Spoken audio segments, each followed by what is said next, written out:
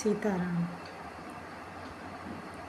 मोक्ष सुनने में बहुत आसान लगता है कि मोक्ष मिल गया या मोक्ष मिल जाए, पर मोक्ष पाना बहुत टफ प्रोसेस है, बहुत टफ। और कई जन्मों का हमारा तपस्या होती है हमारी, तब कहीं हमें मोक्ष मिलता है।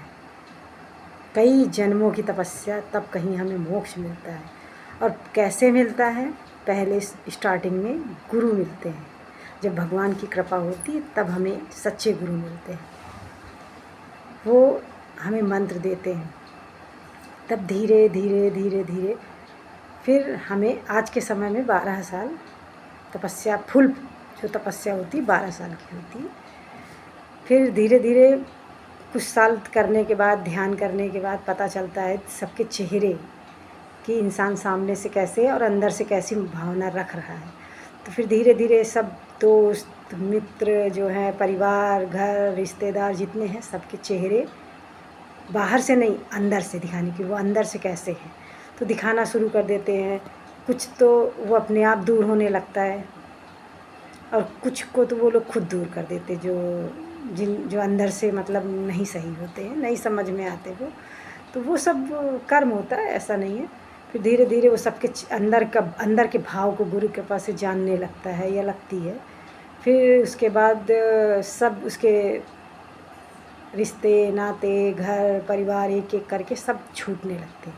फिर उसका आता है अपना परिवार, अगर वो शादीशुदा है या औरत है, जो साधुओं की बात हो रही है।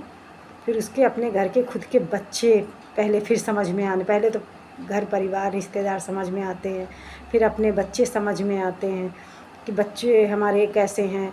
फिर उसके बाद जिससे वो सबसे ज़्यादा प्रेम करता है या करती है, फिर उसके बारे में उसको लास्ट में आखिरी में बताया जाता है कि देखो तुम्हारा पति या पत्नी मन से कैसे हैं, तुम्हारे लिए कैसी भावना रख रहे हैं, तुम्हारे लिए इन्होंने कैसा क्या क्या किया है, A to Z सब कुछ दिखाना और बताना आखिरी में होता है, जो सबसे उसका प्रिय होता है।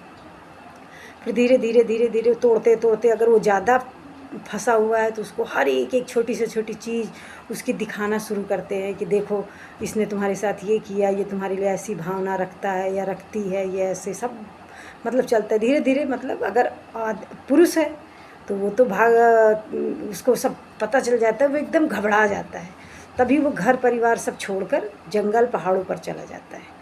उसको एकदम घबराहट हो जाती है कि हम कौन रिश्ते, कौन नाते, कौन दोस्त, कौन परिवार, कौन पति, कौन पत्नी, कौन बच्चे समझ में नहीं आते। वो इतनी घबराहट होती है, तो वो पुरुष है तो इसलिए वो चला जाता है। अगर यही कार्य स्त्री का होता है, औरत का होता है, तो वो औरत जाए तो जाए कहाँ रहा, वो तो कहीं की नहीं, वो तो फंस गई चक्कर में।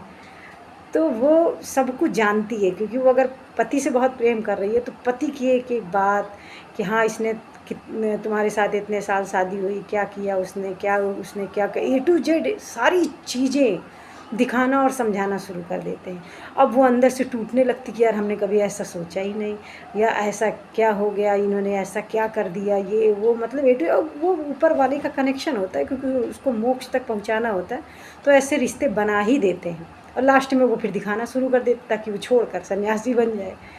फिर अंत में उसको सब दिखा समझा के फिर वो अंत में स्त्री जो होती है धीरे धीरे धीरे टूटते टूटते टूटते टूटते अंदर से फिर वो एकदम शून्य में हो जाती है। मतलब रहती तो परिवार के से, क्योंकि वो स्त्री कहाँ छोड़कर चली जाए, पुरुष तो छोड़कर चला भी गया जंगल पहाड़ों पर स्त्री कहाँ जाए। तो वो धीरे धीरे धीरे धीरे अंदर से उसकी आत्मा ख़त्म होने लगती। फिर उसको लगता है कि इस संसार में हमारा कोई नहीं। जब कोई नहीं है तो वही जिंदा मोक्ष है, इसको बोलते हैं जिंदा मोक्ष, जिसको मोक्ष मिलता है। फिर लास्ट में वो अपना उसी संसार में रहते, उसी परिवार में रहते हुए अपना कार्य करती है, और करने के बाद फिर अंत में भगवान उसके पास कोई नहीं बचता, खाली भगवान बचते हैं और उसको गुरु बचते हैं उसके पास। और उसे संसार में कोई समझने वाला नहीं होता है, कोई भी नहीं, क्योंकि सबके वो चेहरे देख चुकी होती है या देख चुका होता है, वो सबके मन को पढ़ चुका होता है, भाव जान चुका होता है। इसलिए वो फिर धीरे धीरे उसके अंदर से फीलिंग्स ख़त्म हो जाती है। फिर वो अपने आप में मस्त रहने लगता है या लगती है।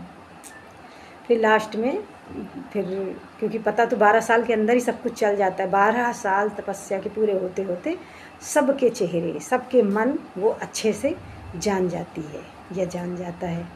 फिर उसके बाद ये जिंदा मोक्ष हो गया। फिर लास्ट में भगवान की शरण में तो रहता ही, क्योंकि संसार का तो उसको पता होता है।